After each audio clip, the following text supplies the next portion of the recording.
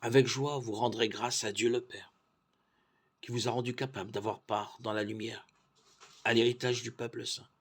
Il nous a arrachés au pouvoir des ténèbres. Il nous a fait entrer dans le royaume de son Fils bien-aimé, par qui nous sommes rachetés et par qui nos péchés sont pardonnés. Il est l'image du Dieu invisible, le premier-né par rapport à toute créature. Car c'est en lui que tout a été créé dans les cieux et sur la terre, les êtres visibles et les puissances invisibles. Tout est créé par lui et pour lui. Il est avant tous les êtres, et tout subsiste en lui. Il est aussi la tête du corps, c'est-à-dire de l'Église. Il est le commencement, le premier-né d'entre les morts, puisqu'il devait avoir en tout la primauté, car Dieu a voulu que dans le Christ toute chose ait son accomplissement total. Il a voulu tout réconcilier par lui et pour lui sur la terre et dans les cieux, en faisant la paix par le sang de sa croix. Et vous, vous étiez jadis étrangers à Dieu. Vous étiez même ses ennemis, avec cette mentalité qui vous pousse à faire le mal. Et voilà que maintenant, Dieu vous a réconcilié avec lui grâce au corps humain du Christ et par sa mort, pour vous introduire en sa présence, saint, irréprochable et inattaquable. Mais il faut que, par la foi, vous teniez solide et ferme. Ne vous laissez pas détourner de l'espérance que vous avez reçue en écoutant l'Évangile. Proclamez à toute créature sous le ciel, Évangile dont moi, Paul, je suis devenu ministre. Chapitre 1, Épître aux Colossiens, versets 12 à 23. L'origine de la lettre aux Colossiens est extrêmement controversée. Certains pensent qu'elle a été écrite par Paul, au même titre que les lettres aux Romains, aux Corinthiens ou aux Galates. D'autres estiment que ce texte distingue par de fortes divergences de style et de théologie, et pensent qu'un disciple de Paul l'a rédigé après la mort de l'apôtre. Une voix moyenne se fait jour. Un billet rédigé par Paul lui-même aurait été amplifié afin de mettre en garde contre la tentation de ne plus placer le Christ au centre de la vie spirituelle.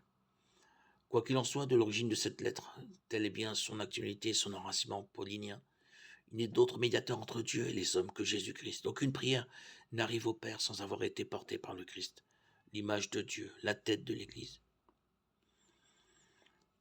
Ici encore, nous sommes en présence d'une hymne, du verset 15 au verset 20. Elle affirme la suprématie du Christ sur toute créature terrestre ou angélique. Jésus est Seigneur. Son rôle ne se limite pas au cercle de ses seuls disciples. Le rôle de Jésus est cosmique. Il est Seigneur de l'univers. L'Église est le signe visible de cette seigneurie. L'action de grâce à laquelle ce texte nous invite est l'expression visible publique qui signifie que seule mort et résurrection de Jésus permettent à l'humanité de s'approcher de Dieu. Ce texte affirme que le Christ est la tête de l'Église. L'Église, corps du Christ, rend présent le Christ par-delà l'espace et le temps. Il y a d'autres textes dans lesquels Paul utilise cette image du corps pour parler de l'Église. Le chapitre 12 de la première lettre aux Corinthiens est sans doute le plus remarquable. Le verset 26 donne la clé de cette comparaison. Si un membre souffre, tous souffrent. Si un membre est à l'honneur, tous sont à l'honneur. Jamais nous ne disons « mon pied a mal », mais bien plutôt « j'ai mal au pied ». La même vie irrigue tous les membres du corps. Cette comparaison appliquée à l'Église signifie que les disciples de Jésus se réjouissent de la joie de leurs frères et souffrent de leur souffrance. Soyez dans la joie avec ceux qui sont dans la joie, pleurez avec ceux qui pleurent. Romains 12, 15. Ici encore la phrase de Paul, ce n'est pas moi qui vis, Christ vit en moi, prend tout son sens. Le disciple de Jésus fait sien l'amour et l'espérance de Jésus pour le monde.